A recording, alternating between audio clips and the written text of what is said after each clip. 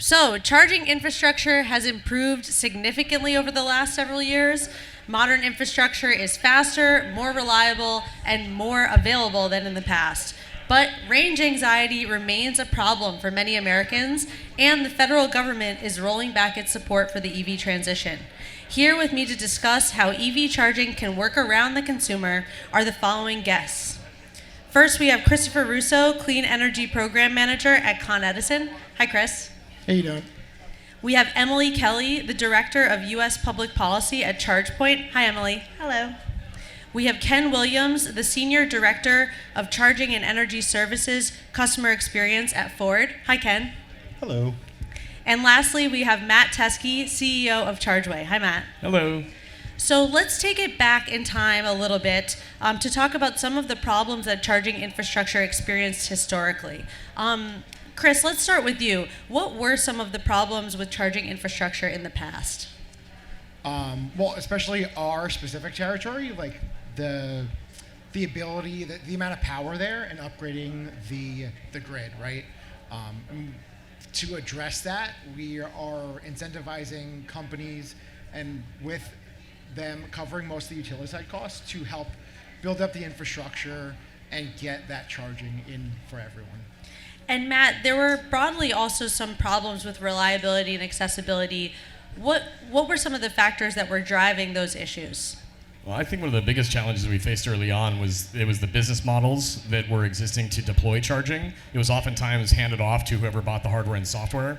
And so we weren't translating that to the driver effectively. So oftentimes the networks that were being deployed as networks were relying on the people they sold the hardware to maintain and operate and keep an eye on those chargers. And it was kind of a set it and forget it issue that happened a little bit, and I think that then inevitably impacted drivers' experiences because there might be chargers that were down for extended periods at a time, and we've improved upon that, but I think that was one of the initial issues that we ran into.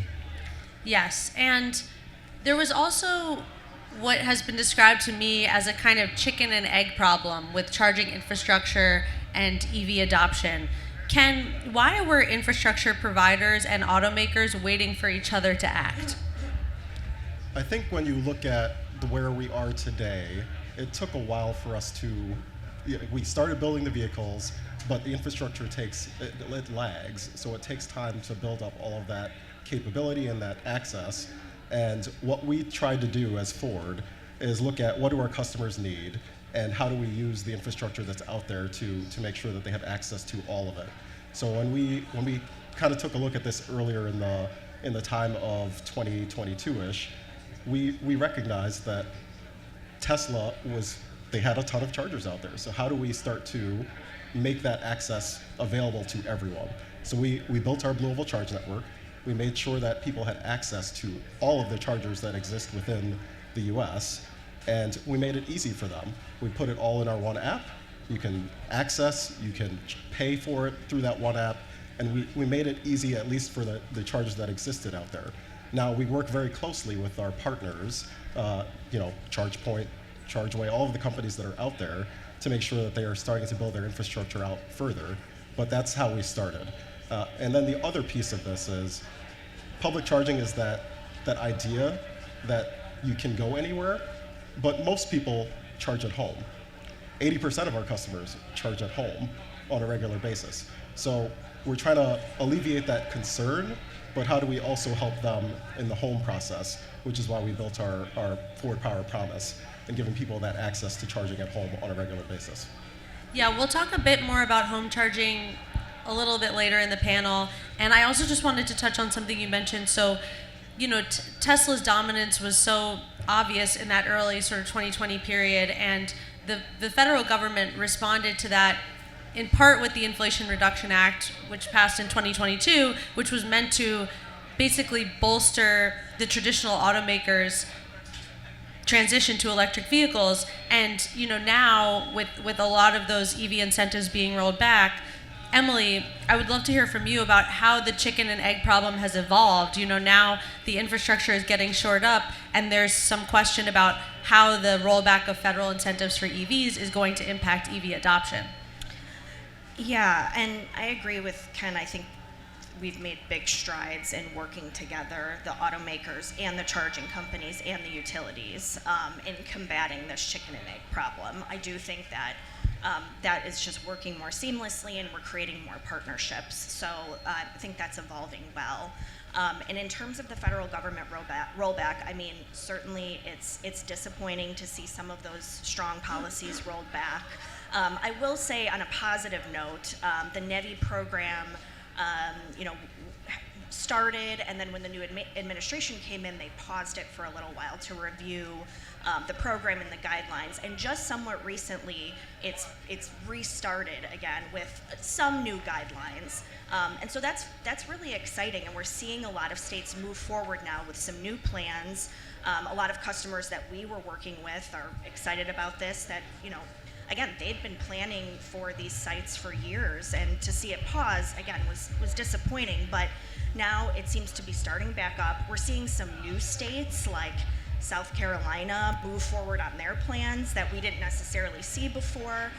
So that's some positives we're seeing, and again, it's disappointing to see the tax credit end, but 30C, the charging tax credit, is still in place through next summer. So that was one good piece that came out of that. So we are seeing some positives still, at least with NEVI moving forward.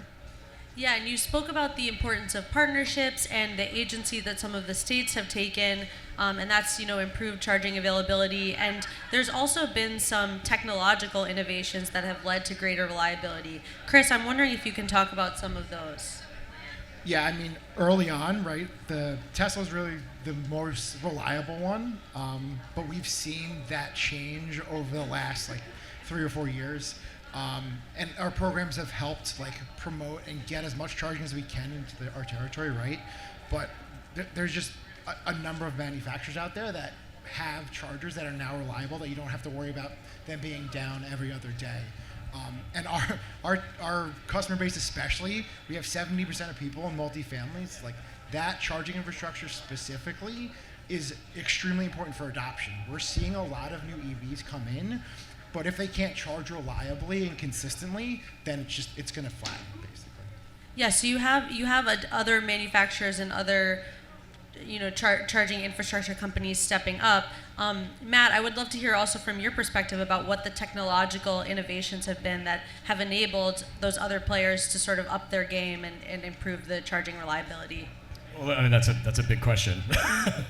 No, so I think the biggest challenge we've seen that's been brought to the front is that there's a lot of collaboration that has to happen on what's going on under the skin of the cars and under the skin of the chargers, and that relates to what is the capability of the vehicle and how it can charge. For example, what's the voltage of the battery? How does that translate to a fill-up time at a given station?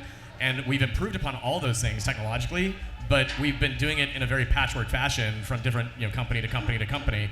And I think that's one of the biggest challenges we still face as an industry, is how do we translate that to the public?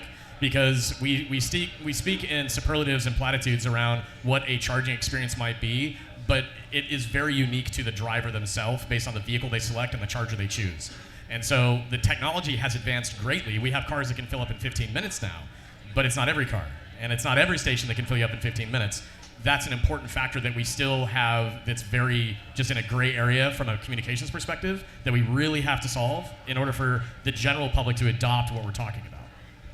Another area of technological innovation that has become especially relevant in home charging, Ken, is managed and smart charging. Can you talk a little bit about how that's improved the charging experience? Again, not universally, but for some drivers? Yeah, so at Ford, we are working with utilities to try to create these programs that allow us to manage when the car is going to charge, and also that helps the utilities manage whether the grid is going to be able to support the charging that they have. So they can turn it on and off based on grid load, and we are using that to also provide incentives to our customers as we build this capability out. So that helps them with not only understanding home charging, but it's just making it more automatic for them to be able to get what they need in their home. A lot of you have touched on the sort of variability of the experience, the different levels of kind of knowledge and understanding that individual drivers have. And it seems to me that there's still kind of a gap in education as far as, charging, voltage, power, the different offerings on the market. Emily, I wonder if you can talk a little bit about what role different stakeholders have to play in kind of increasing the sort of base level of knowledge and understanding and busting some myths that have impacted adoption. Yeah, I mean, I think ChargePoint uses our mobile app to try to give the drivers all the information they need about, what they're going to see when they approach our charging stations. And our app continues to evolve, as do other companies, but I do think we have more information on there than necessarily we've had in the past, and there's more real-time data there. There's a wait list service that we've added. There's more detailed information about pricing and what that total price is going to be. So the way we communicate that best, I think, is through our app. I also think states are really becoming leaders in a lot of these educational efforts. Different state agencies are educating consumers about driving electric and charging. They have websites. There's events like these that states are a part of. So I think they're a really important piece to all of that as well. And then obviously with the automakers, making sure that at the dealership level, folks can come into a dealership and be educated about the car that they may buy and then what charging options are available. So, and I know we have partnerships with many of the OEMs to, offer our charger alongside the purchase of the vehicle or incentives for that. So I think those are all, different ways that different entities are educating the consumer. There's the consumer education piece, and then there's also the technician training and education piece. And there's definitely been some improvement on this front. It also appears that there's a bit of a ways to go. Ken and Matt, I think I'd like to hear both of you speak to this. Maybe Matt, we'll start with you. On the training side for technicians? Yes. Well, kind of keying off of what Emily just said about how we're communicating this from an educational perspective, we do need to train the industry on what we're talking about technologically. On a communication front, events like Expo I think are phenomenal for what they do to bring a kind of a high level, it's the top of sales funnel, get people in that are curious. I think we're doing a phenomenal job of getting people curious. I think we're also creating a ton of skepticism because we do not have alignment on how we're communicating. And on the technological side for training, that is a massive gap. OEMs are struggling to find the best way that they can update how people at dealerships are the ones that have the right answers on how to resolve issues from a maintenance perspective, and that's fine. But that's at the bottom of the sales funnel. That's the person owns the car at that point. Going all the way back up to the top, I don't personally see that we're doing a phenomenal job on education. I really don't. I think we have massive gaps there. We keep throwing kilowatts and information at people, even the people at dealerships. These are seasoned technicians that have a lot of experience on mechanical engineering, and we're walking in and saying, all right, now you're gonna give me a software engineer and you get to learn about kilowatts and kilowatt hours and amps and volts. That is a heavy lift for someone who's technologically advanced for maintenance, but then we're asking the public to also do that? That's impossible. In that respect, we have a lot we have to resolve as an industry to make sure that's done better and in a more harmonious way. Because if all of us are trying to say the same thing differently, we create a lot of problems.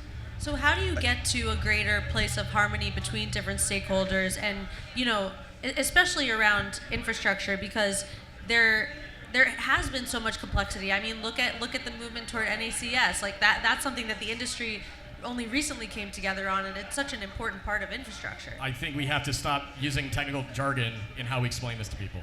And Chargeway, we designed our systems to do that. We use colors for plugs, numbers for power, and our software does all the thinking for you when it relates to, can I use this plug for the car I've selected? What is my charge time at a given station? And today we just announced we have real-time pricing for over 50% of public chargers in North America that automatically calculates your total cost to charge inside the app. That's how you simplify it. I mean, it's, hate to brag, but we have to actually have these solutions in a way that work for everyone. Can I see you nodding? Go ahead. Yeah, just thinking about how we make this easier for customers overall. Customers don't need to know what a kilowatt is. They don't even know what an octane is. Right. It is just a concept. So we just need to make it very easy for them to be able to activate, pay, to be able to charge their vehicle without having to think about a different way to do it at every charger they go to.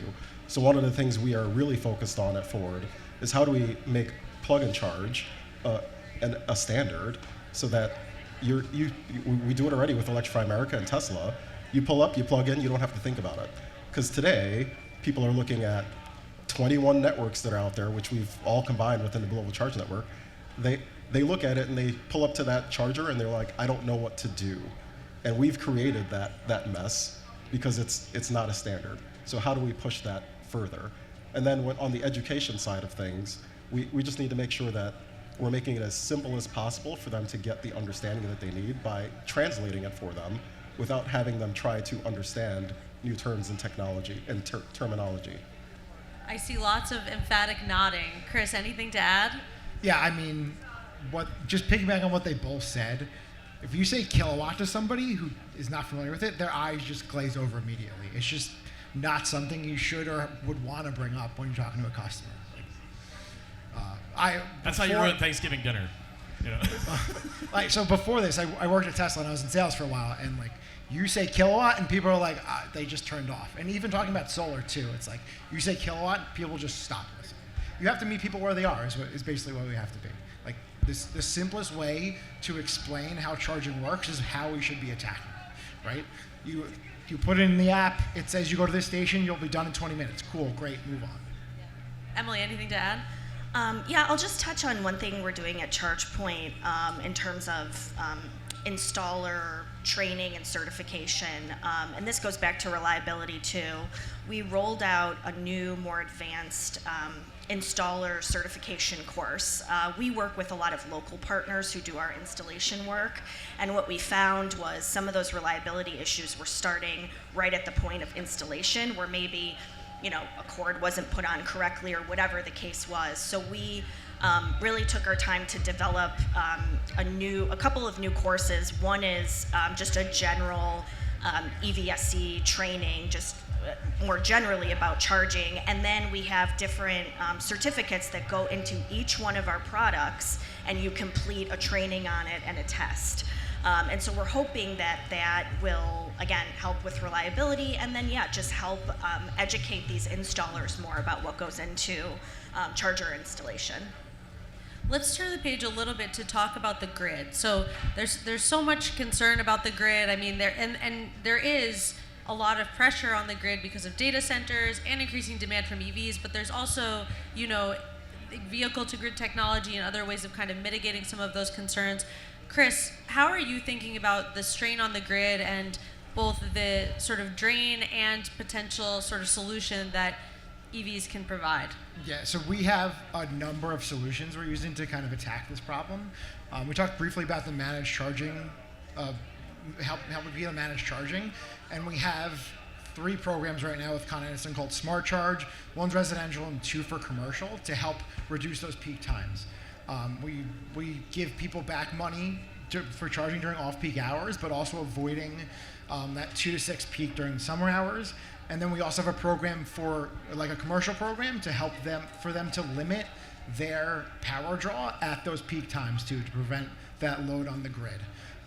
We're also, through one of our Power Ready programs, we're installing chargers, but we also have advisory services to help people pick where their charging infrastructure is going and if it's ready or not. And we're also using a lot of data to plan out where we're expecting like new EV fleets to pop up or new electrification things to happen to better prepare areas of our grid to handle all of this.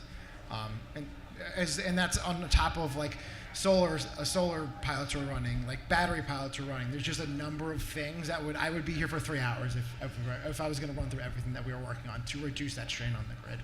And how is that sort of planning going right now? I just feel like I was talking to someone earlier talking about how glad I am that I don't have to personally make any decisions about product planning or infrastructure rollout, given the sort of tumult in the industry and at the government level right now. So has that planning gotten more challenging, or do you just have a strategy that is sort of inoculated from some of the chaos? Yeah, I mean, for us, it doesn't matter what's going on at federal government level. Like, we are 100% committed to reinforcing the grid and going to electrification. Like, we expect 100% of our light-duty vehicles to be electric by 2035, and then 100% zero emissions by 2045 for all of the vehicles in our market. Even when all the changes happened, we never missed a step. We just kept moving forward with our plan and our e-mobility department, and it just keeps growing. Emily, you mentioned earlier NEVI funding, and there was some new guidance that came out recently that the interpretation was that it may offer some advantage for owner-operators over other types of operators of charging infrastructure. How impactful is the new guidance, and how are you thinking about the NEVI rollout going forward? Sorry, ask that one more time. Oh, I'm sorry. I was asking for Emily, but Emily, do you need me to repeat it as well, or you're good? Too All self-involved. All good.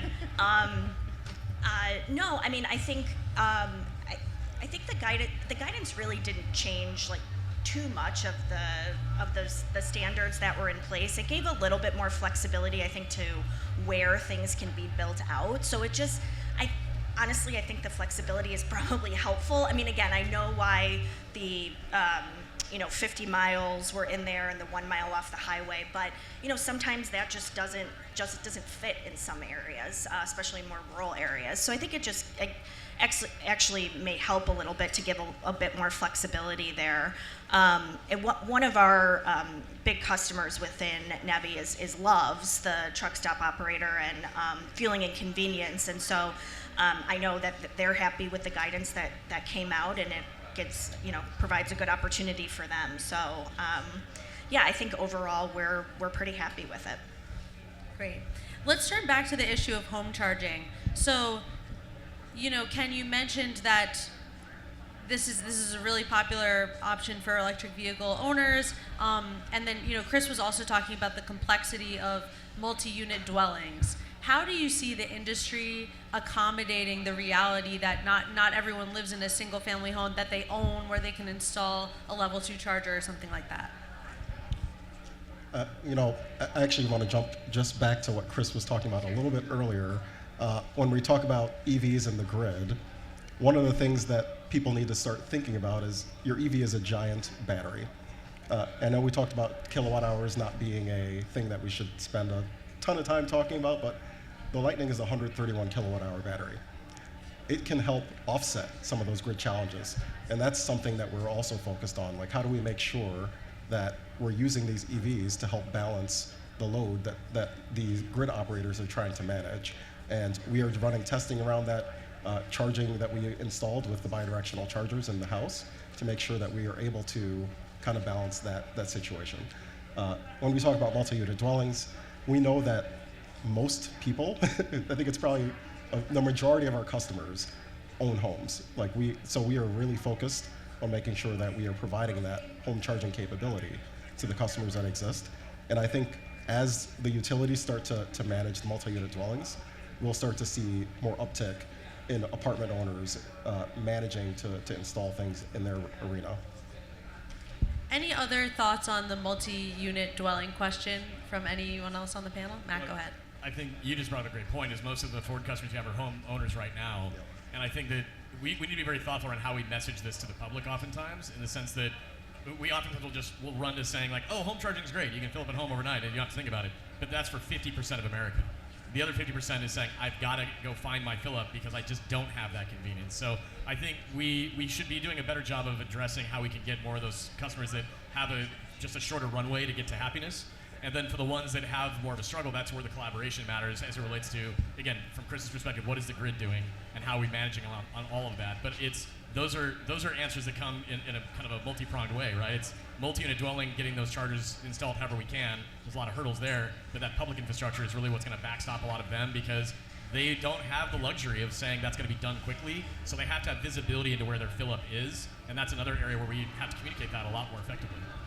Yeah, and to piggyback off that, this is kind of like a yes-and solution, right? Like we're working with multifamily apartment buildings to put chargers in there, more DCFC chargers for people who don't have anywhere to park their car, and then we even have like a pilot program with curbside charging, which we're seeing a crazy utilization rate. I think it's 70%. They're in use 70% of the time. There's like 140 of them throughout the territory. So.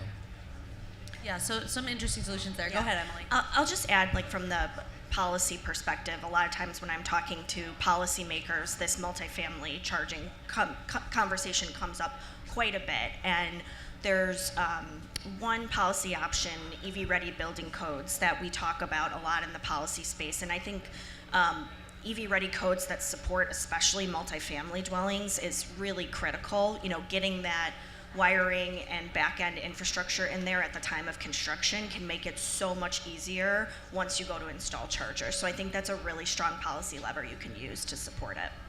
In hearing you say that, and we've been talking about partnerships the whole panel, it strikes me as a very hopeful development and also an extremely challenging one, where charging infrastructure stakeholders have to all work together, from government to operators to the OEMs. I wonder if you can talk about what some of the challenges have been to that level of cooperation so far, and why those roadblocks appear to potentially be moving away, and that there's more partnership happening. Matt, maybe we'll start with you. Well, I think everybody's trying to find a solution for what is going to work for them as an entity. What we've encountered oftentimes is it's the not invented here syndrome, where we will walk in and say, hey, we'd love to collaborate with you, we'd love to work with you, and it turns into, well, great ideas, but we think we can solve that too. I think that happens too often in our industry. And backing all the way out from that, I think we have to appreciate what we're actually asking the public to do. And Expo's a great example of you can come and test drive the vehicles and get hands-on with what people are used to buying, which is the car. But we are trying to sell people on a new fueling experience, and right now there is zero visibility into that discussion whatsoever. There's advertising for fossil fuels every day, all over America, Sunday Night Football, you name it, and no one's gonna rush out to buy a car that runs on a fuel that they can't see and don't trust. So all of what we're talking about is important, but if we don't really hone in on what are we trying to sell the public on, and then as we talk about how do we make that easy from the grid's perspective, from a network's perspective, from an OEM's perspective in a collaborative way, we're all going to be spinning our wheels a lot for a while. Ken, how are you thinking about partnerships and collaboration? I think we do this quite well. Like I said, we have 21 partners on our network with Global Charge Network for public charging, and we are starting to work with utility partners. Like we have a Chargescape, who's our subsidiary of Ford, where they are going out and talking to utilities to try to make sure that we are trying to do the best for our customers in the long term. Now, I think to Matt's point, we have a long way to go in education. You start thinking about, if you look at gas stations, it's very visible to customers. They know that it's out there. They have signs everywhere. I think charging needs to get to the same level as where gas is, where people see it, they know it's there, they feel like they have the ability to go out and use any charger that's on the market. But it's growing pains. We're going to get there over time. So interesting. It's so psychological. You're talking about visibility. You're talking about comfort level. Emily, how can partnerships kind of enable that comfortability? Yeah, I think partnerships are so critical to ChargePoint now, especially. I think before, maybe 10 years ago, 5 years ago, we were one of the only main charging players in town, and that's so different now. And that landscape's evolved so much that I think, to Matt's point, like, you see companies think that, well, we can just do everything. Well, I mean, that's not really the case anymore, and so I think we've developed and been committed to a lot more partnerships with automakers, with utilities. We just announced a partnership with Eaton Corporation, which is a huge leader in power distribution, and we're going to be co-developing some products together and trying to streamline and improve the process for people that want to install chargers. So I think they're just becoming more and more critical to the business and our success as a company. Yeah, and Chris, I feel the utilities are in a very interesting position because you're kind of at the nexus of all of these partnerships. If people don't work with the utility, it's not going to happen. So what are you seeing? Are you seeing the partnership and level of collaboration improve? Yeah, definitely. We're getting more and more people into the space, seeing companies we haven't seen before. But we're still doing outreach to get the knowledge out there on some of these programs, because it is shocking to me how few people know about some of these programs, like to install the chargers or even the managed charging. Like our residential program, we have about like roughly 30% of people in the territory enrolled, which is an insanely low number to me. Like we're giving you money to charge off peak, like, and it's easy to enroll. It's not like it's a huge process that you have to do. But yeah, I'm definitely seeing people, like, especially the space, like meeting people, talking to people. Everybody wants to work with us because obviously, like, we have all these programs where we're really trying to push this for the company in our territory. You know, we only have about a minute left, but there was kind of I think an interesting technological challenge that I just wanted to touch on. So, you know, you have limits on how long older electric vehicles can access new charging infrastructure because of current or voltage limits, other factors. You know, the plug question is sort of being solved by adapters, but I wonder how you're all thinking about the issue of obsolescence and compatibility between new charging infrastructure and older EVs, especially given affordability concerns about newer vehicles. I think, Ken, let's start with you.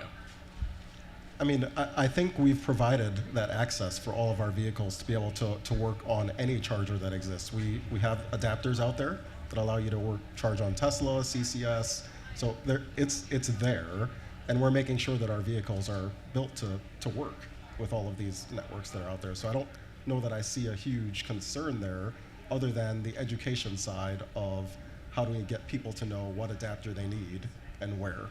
So we do have a lot of work to do on that front, because as people are buying cars over the next 2 to 3 years, there's going to be this transition period between the CCS1 and NACS side.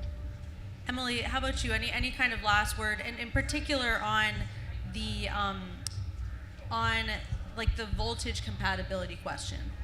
Yeah, I think again, it's just important to have a variety of products with a variety of speeds, and I think we will live in an adapter world for a while.